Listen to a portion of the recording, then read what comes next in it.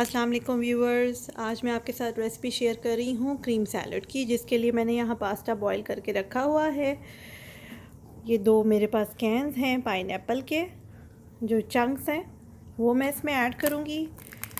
ये मेरे पास रेज़न्स हैं जो मैं इसमें ऐड करूँगी।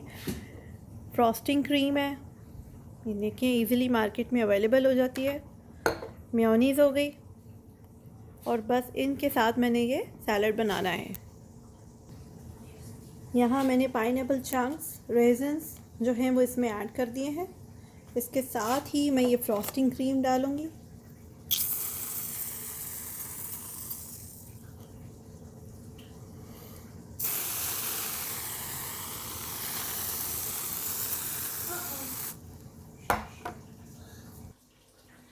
मेयोनीज़ भी हमने इसमें ऐड की है, और ये देखिए मैंने सब चीज़ें मिक्स कर दी हैं।